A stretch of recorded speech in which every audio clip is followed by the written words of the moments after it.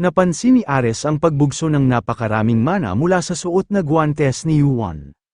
Nakaramdam siya ng kaunting pagkamangha dahil nagawa nga raw ni Yuan na malaman kung saan nagmula ang kapangyarihan ng item nito at kung paano nito ipalabas ang buo nitong potensyal. Pinakawalan ni Yuan ang itim na mana na inilalabas ng Kaini upang atakihin si Ares. Naglabas naman ng kidlat na mana si Ares upang depensahan ang dark attribute mana na ipinangatake ni Yuan. Habang dumedepensa ay naisip ni Ares na mukhang napagtanto ni Yuan na malalagay ito sa alanganin na sitwasyon kapag tumagal pa ang kanilang laban. Mukhang ibinibigay ng araw nito ang lahat para sa huling pag-atake nito. Sinabihan ni Ares si Yuan kung hanggang doon na lang ba raw ang kaya nitong ibuga. Inaamin niya nga raw na nakakamangha ang kakayahan na taglay nito bilang isang player, pero hindi nga raw siya nito matatalo kung hindi rin lang ito makakatama sa kanya ng isang maayos at malakas na pag-atake. Sumugod si Ares kay Yuan upang labanan ito ng harapan. Naisip niya na bilang kinikilalang ruler of wars, wala raw sa estilo niya ang manalo nang dahil lamang sa pagpapatagal ng pakikipaglaban.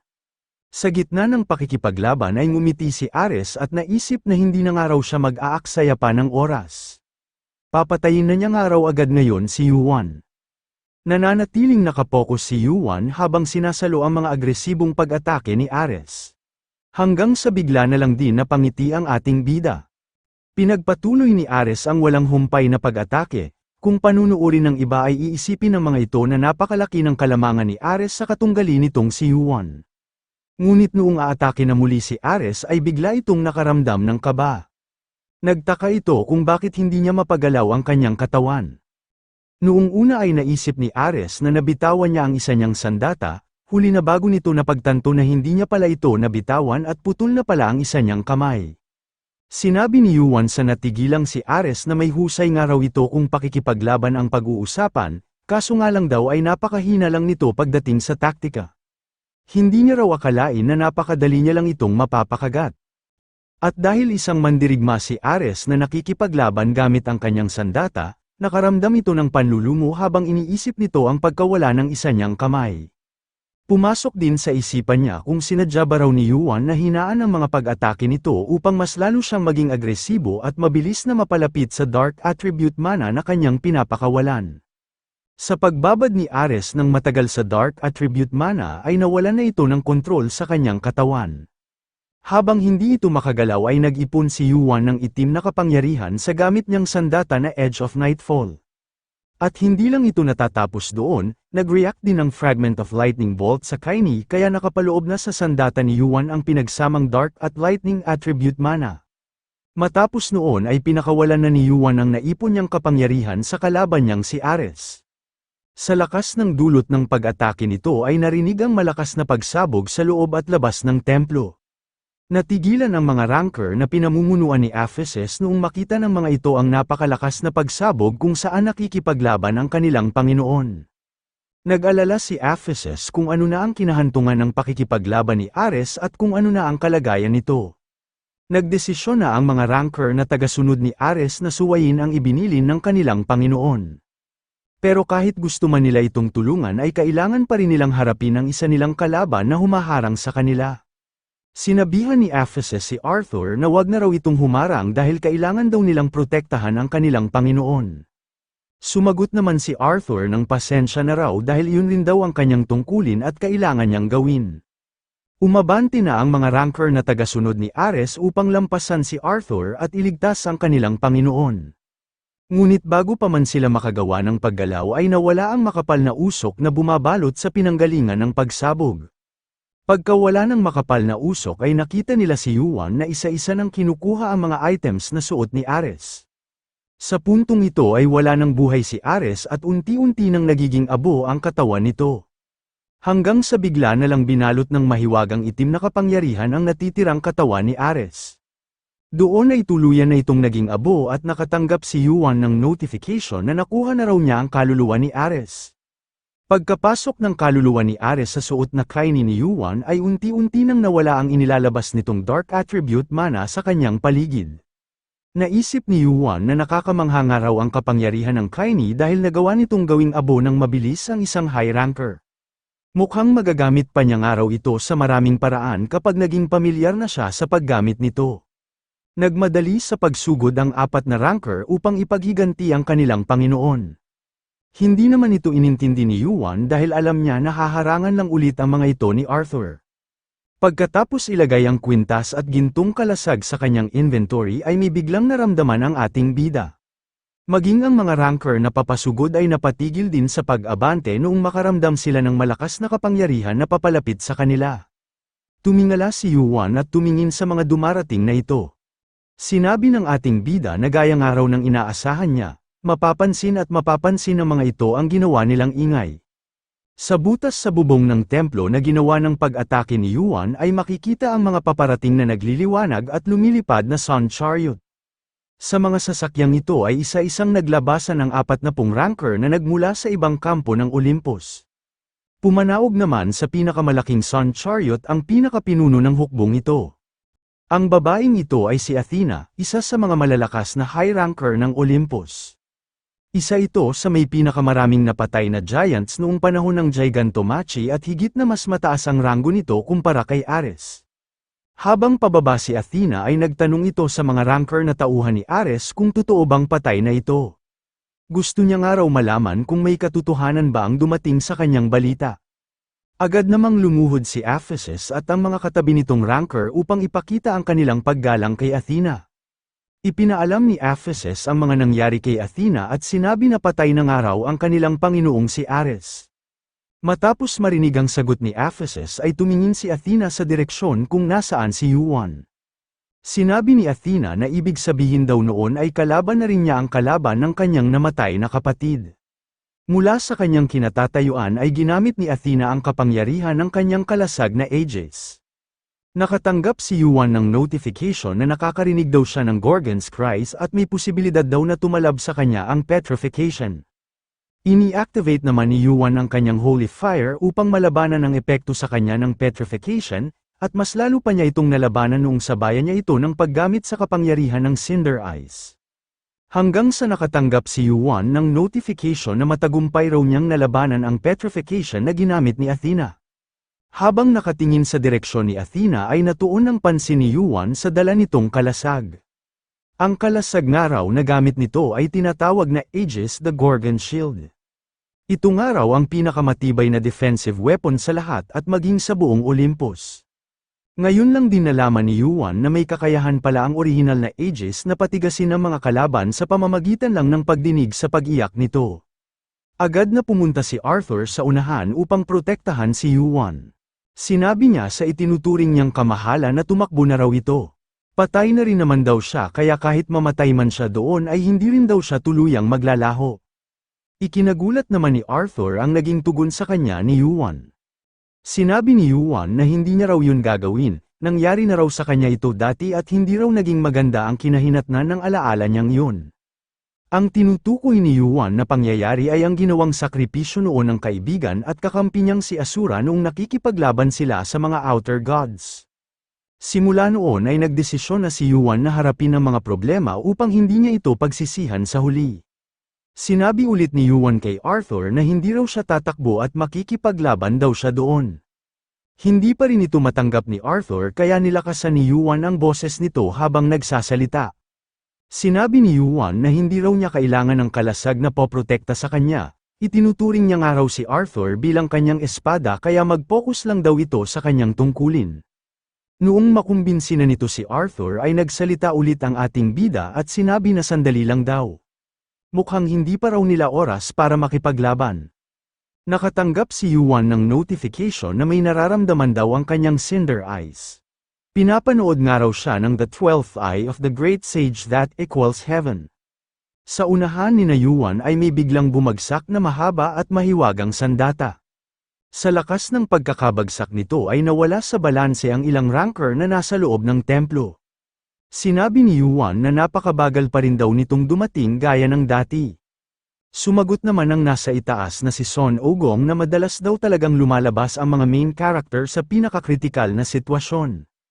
Sumang-ayon at napahawak na lang si Yuan sa kanyang ulo nang dahil sa kayabangan ng dumating na si Son Ogong. Gulat naman ang mga ranker na tauhan ng namatay na si Ares at mga ranker na kasama ni Athena sa pagdating doon ng Great Sage Heaven's Equal. Nagtataka sila kung bakit raw ito nandoon. Ang nag-iisang hindi nakaramdam ng kaba sa mga ito ay ang high ranker na si Athena. Nagtanong si Athena kay Son Ogong kung kakampi ba raw nito si Yuan. Sumagot naman si Son Ogong at paasar na sinabi na napakalayo pa raw ng lakas ni Yuan para maging kakampi niya. Naasar naman ng kaunti si Yuan at sinabi kay Son Ogong na hindi na raw siya nalalayo at wag daw itong humarang sa kanyang mukha. Inasar ulit ni Son Ogong si Yuan na wag nga raw itong puro salita, magpalakas pa nga raw ito bago nito gamitin ang kanyang bibig. Nagtanong si Athena kung naroon ba raw si Son Ogong dahil kinakalaban na rin ito ang Olympus. Nakita ni Athena na pumunta si Son Ogong sa unahan ni Yuan kaya agad nitong inutusan ang mga kasama nitong ranker na kailangan daw nilang parusahan ang mga kalaban ng kanilang Olympus. Hindi naman nagpasindak si Son Ogong sa dami ng mga ito, bagkus nga ay natuwa pa ito dahil mapapalaban na naman daw siya. Ipinag-utos ni Son Ogong na humaba ang kanyang sandata na Rui Jinggo. Sinubukan ng mga ranker ng Olympus na pigilan ang pag-atake ni Son Ogong, pero nabigo ang mga ito at tanging si Athena lang ang nakapigil dito. Noong makita ni Son Ogong na napigilan ang kanyang pag-atake ay napatanong siya kay Athena kung si Hephaestus ba raw ang gumawa ng kalasag na gamit nito. Tinanong niya rin kung gaano ba raw karaming adamantium ang inihalo ng matandang yun sa ginawa nitong kalasag at maging ang kanyang Rui Jinggo ay hindi rin ito mabasag. Lumingon si Son Ogong sa nasa likuran niyang si Yuan. Sinabi nito na hindi niya raw inasahan na magiging masaya pala ang pagpunta niya doon. Sinabi rin nito na si Yuan na raw ang bahala sa ibang mahihina at siya na raw ang bahalang makipaglaban kay Athena. Natawa si Yuan sa tanong ni Son Ogong kung makakaya niya ba raw namang labanan ang napakaraming asungot. Sumagot naman si Yuan na wag na raw itong magtanong kung alam din naman ito ang kanyang isasagot. Inutusan ni Yuan si Arthur na ito na raw ang bahalang kumalaban sa ibang ranker at nang makaalis na raw sila doon ng mabilis. Sumagot naman si Arthur nang masusunod daw ang kagustuhan ng kanyang kamahalan. Ngumiti si Son Ogong at sinabi na matagal-tagal na rin daw noong makipaglaban sila ng magkasama ni Yuan.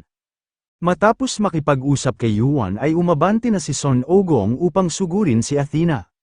Sinabi nito na umpisahan na raw nila ang paglalaro.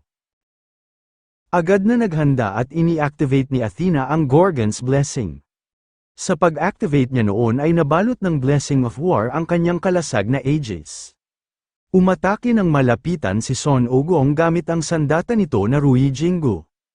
Kung noong una ay nanginig ang kamay ni Athena noong saluhin nito ang pag-atake ni Son Ogong, ngayon ay nasangga niya na ito ng maayos sa tulong ng pag-activate niya ng Blessing of War. Naisip ni Athena na kapag daw bumagsak siya agad ay doon na rin mag-uumpisa na matalo ang kanilang hukbo. Kailangan nga raw ay may gawin siya laban sa makapangyarihang si Son Ogong. Napaatras si Athena noong pahabain muli ni Son Ogong ang sandata nito. Naisip ni Athena na mukhang may nakita na siyang butas sa opensa ni Son Ogong. Pagkatalo ni Athena ay agad itong tumungtong sa pinahabang sandata ni Son Ogong. Mabilis itong tumakbo sa ibabaw ng Rui Jinggo at inihanda ang kanyang espada upang umatake. Hindi naman nangamba si Son Ogong habang papalapit sa kanya si Athena. Nakaramdam pa nga ito ng tuwa dahil sa naisip na paraan ng kanyang kalaban. Agad na inutusan ni Son Ogong ang kanyang sandata na Rui Jinggo na bumalik na ito sa maliit nitong anyo. Hindi inasahan ni Athena na magagawa ito ni Son Ogong. Ngayon ay nananatili siya sa ere dahil biglang nawala ang kanyang tinutungtungan na sandata. Sinamantala naman ni Son Ogong ang sitwasyong ito at inutusan muli ang kanyang Rui Jinggo na humaba. Sa pagkakataong ito ay hindi lang basta humaba ang Rui Jinggo dahil tumaba at mas lumakas pa ito. Mabuti na lang at ginamit ulit ni Athena ang kalasag nito upang protektahan ang kanyang sarili, kaso nga lang ay tumilapon pa rin ito nang dahil sa lakas ng pagkakaatake ni Son Ogong. Nakaramdam ng tuwa si Son Ogong nang dahil sa tibay ng kalaban niyang ito, agad niyang tinawag ang kanyang Flying Nimbus upang sundan sa labas ang tumalsik na si Athena. Sa bilis ng Flying Nimbus ay agad na naglaho si Son Ogong sa loob ng templo. Naiwan na lang sa loob sina Yuan at Arthur at ang napakaraming ranker ng Olympus. Naisip ni Yuan na narinig nga raw niya na kinikilala lang ni Athena si Ares bilang kakampi at hindi bilang kapatid. Mukhang hindi raw pala totoo ang mga usap-usapan dahil sa nakita niyang reaksyon ni Athena noong malaman nito na patay na talaga ang kapatid niyang si Ares. Medyo humihina na ang Cinder Eyes ni Yuan kaya ginamit na niya rin ang kanyang skill na sensory field. Naisip ni Yuan na mukhang napagod daw siya sa naging labanan nilang dalawa ni Ares. Kaya hindi na nga raw dapat magtagal pa ang pakikipaglaban niya ngayon. Naghanda si Yuan at ini-activate ang Ocean's Blessing ng suot niyang Triaina noong makita nito na sumusugod na sa kanila ang mga ranker ng Olympus. Pero bago pa man ang mga ito makaatake at makalapit ay agad na ang mga itong pinaslang ni Arthur. Naisip ni Yuan na pwede niya naman daw iwasan ang mga pag-atake ng mga ito. Nagtanong naman si Arthur na kung pagtakas daw ang kanilang prioridad, bakit daw hindi na lang nila patayin ang lahat ng ranker na naroon? Sumagot si Yuan na gagawin niya rin daw yun kapag wala na talaga siyang pagpipilian, basta raw ang pinakaimportante ngayon ay makagawa sila ng paraan para makatakas. Hindi alam ni Arthur na kaya hindi pinapatay ni Yuan ang mga ranker na sumusugod sa kanila ay nang dahil sa nanghihinayang siya sa buhay ng mga ito. Naisip niya na mapapakinabangan pa niya ang lakas ng mga ito kapag kinalaban na nila ang mga outer gods. Kaya kahit maaari ay gusto niyang kaunti lang ang mamatay sa pakikipaglaban nila doon. Sinabihan ni Ephesus ang mga kasamahan nito na kanina pa raw nilang naririnig na gustong tumakas doon ni Yuan. Gawin nga raw nila ang lahat upang mapigilan ang mga ito at hindi raw dapat ang mga ito makalayo sa kanila kahit ano pa man ang mangyari. Nagulat ang mga ranker ng Olympus noong magtanong si Yuan kung narinig na ba raw ng mga ito kung ano ang dual core. Sinabihan naman ni Ephesus ang mga ranker nitong kasamahan na wag raw silang makinig kay Yuan dahil ito raw ang pumatay sa Panginoon nilang si Ares. Ini-activate ni Yuan ang kanyang skill na Holy Fire at sinamahan niya ito ng demonic energy. Sinabi ng papasugod na si Yuan na wag na raw ng mga itong intindihin ang huli niyang sinabi. Basta umalis na lang daw ang mga ito sa daraanan niya dahil pagod na raw siya at gusto na niyang makaalis upang makapagpahinga. Ginamit ni Yuan ang kanyang Cinder Eyes upang kontrolin ang Holy Fire na may kasamang demonic energy. Ini-activate rin ni Yuan ang Heavenly Demon Spirit upang gamitin ang inilalabas niyang Holy Fire. Hanggang sa pinakawalan na ni Yuan sa mga nakaharang na ranker ang pinagsama-sama niyang kapangyarihan. Sa lakas ng pag-atake ni Yuan ay nawasak ng malaki ang pinakapinto ng templo. Nagsisigaw ang mga ranker na nababalutan ng Holy Fire habang nakikita ng mga ito sa isipan nila ang kanilang mga pinaka-kinakatakutan. Karamihan sa mga ranker na ito ay nakikita sa kanilang isipan ang higanteng imahe ng Heavenly Demon Spirit na siyang gumamit sa Holy Fire na pinakawalan ni Yuan. Pagkalabas ni Yuan sa templo ay naisip nito na talagang napakadaya raw ng kanyang skill na Holy Fire. Halos gumagana nga raw ito sa lahat ng nakakalaban niya maliban lang sa mga high ranker at ibang malalakas na nilalang. Kaya nga raw ang problema na lang niya ay si Athena. Pero hindi na raw siya nito masusundan dahil nakikipaglaban pa ito kay Son Ogong. Naisip ni Yuan na nakuha na raw niya ang pakay niya at sapat na rin ang nagawa nilang resulta. Madalas nga raw na nadadamay siya o siya mismo ang pinupuntirya na biktima ng mga taga-Olympus, pero sa pagkakataong ito ay kabaliktaran na raw ang nangyari. Ngumiti si Yuan habang nakatingin sa itaas at sinabi na ito na raw ang umpisa ng pinaplano niyang pagpapabagsak sa Olympus. Habang inihahanda ni Athena ang sunod nitong pag-atake ay may bigla itong napansin. Naitigil niya ang pagpapakawala ng mga ginawa niyang espada na gawa sa mana noong parehas nilang makita ni Son Ogong ang nangyayari sa kanilang ibaba. Sinabi ni Athena na nakatakas na raw si Yuan kaya hindi na raw niya kailangan pang labanan si Son Ogong. Natuwa naman si Son Ogong noong makita nito ang pinsala na iniwan ng kanyang kaibigan. Kahit papaano ay kahanga-hanga nga raw ito. Nagtanong si Athena kay Son Ogong kung pinlano ba raw nilang dalawa ni Yuan ang pagpunta nito doon. Nagtaka naman si Son Ogong nang tanungin siya ni Athena. Pero sinagot pa rin niya ito at sinabi na ayaw nga raw ni Yuan na hindi nasusunod ang ginawa nitong plano. Natahimik si Athena matapos marinig ang sagot ni Son Ogong. Naisip niya na ibig sabihin ba raw noon ay nahulaan ni Yuan na darating siya sa lugar na iyon, kaya naghanda rin ito at tinawag ang traidor ng Heavenly Realm na si Son Ogong upang siya namang humarap sa kanya. Napapaisip si Athena kung para saan ba raw talaga ang panggugulo at pagpunta doon ni Kim Yuan. Napansin ni Son Ogong na parang may gusto na namang itanong sa kanya si Athena. Bago pa man ito makapagtanong ay dinilaan na niya ito at sinabi na wala na raw itong makukuhang impormasyon mula sa kanya. Ngumiti si Son Ogong at sinabi na mabuti na lang daw at nasiyahan din siya sa pakikipaglaban niyang ito. Sakay ng Flying Nimbus ay mabilis na umalis si Son Ogong. Habang papalayo ay sinabi nito kay Athena na hanggang sa muli raw ulit nilang pagkikita. Sa bilis ng Flying Nimbus ay bigla na lang naglaho si Son Ogong sa paningin ni Athena. Napapaisip ito kung tama ba raw ang pagkakarinig niya sa huling sinabi ni Son Ogong na hanggang sa muling pagkikita. Matapos umalis ng templo ay nagpaibaba ang ating bida ng 2 palapag. Sa ngayon ay naroon ito sa ika-38 palapag ng tore. Ang mundong ito ay binubuo ng 70% ng bundok, bulkan at kagubatan, at ang 10% naman ay puro disyerto. Habang naglalakad ay hinubad ni Yuan ang suot nitong item na triaina. Nakakaramdam ito ng init ng dahil sa maraming bulkan na malapit sa nilalakaran niyang kagubatan. Naisip ni Yuan na sino raw ang mag-aakala na mayroong isang tao na parang isang nuclear bomb ang naninirahan sa ganoon kapayapa na lugar. Nagmasid-masid si Yuan sa paligid gamit ang kanyang cinder eyes upang magkaroon siya ng clue kung nasaan na ang taong hinahanap niya. Hanggang sa makakita siya ng bakas ng mga paa sa isang bahagi ng kagubatan. Naisip ni Yuan na malamang ay bakas nga ito ng taong hinahanap niya lalo na't wala namang ibang tao ang naninirahan sa kagubatang yun. Habang sinusundan ng mga bakas ay napapaisip si Yuan kung malayo pa ba raw ito. Napatigil sa paglalakad si Yuan noong may marinig siya na malakas na kalabog. Sinundan niya ang pinanggagalingan ng tunog hanggang sa makita niya ang isang pahilis na puno. Sa lugar na nakikita ni Yuan ay may isang lalaki na sumusuntok sa isang puno. Imbis na gumamit ng palakol o anumang kagamitan na pangputol ay ginagamit nito ang kanyang kamao. Bawat lakas ng suntok na pinapakawalan nito ay ginagamitan niya ng tamang pagkontrol. Pagkalapit ni Yuan ay eksakto namang naputol ng maayos ng isang matipunong lalaki ang pinuputol nitong puno. Napansin ng lalaki ang pagdating ng ating bida kaya nagtanong siya kung naliligaw ba raw ito. Hindi naman alam ni Yuan ang isasagot niya kaya nagtanong na lang din siya kung ano raw ang ginagawa doon ng lalaki. Sumagot naman ito na nagpuputol daw siya ng puno. Nagtanong si Yuan kung ibig sabihin ba raw noon ay isa itong magtutroso.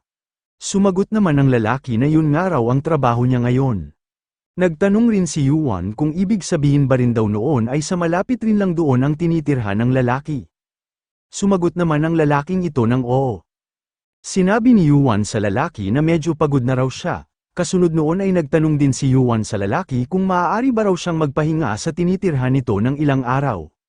Pagkaharap ng lalaking kausap ni Yuan ay naisip niya na matagal-tagal na nga rin daw niyang hindi nakikita ang itsura nito. Ganoon na rin daw pala talaga ang aura nito bago pa man niya ito makilala noon. Ang lalaki na kaharap ngayon ni Yuan ay ang kakampi at kaibigan nito noon na si Hercules.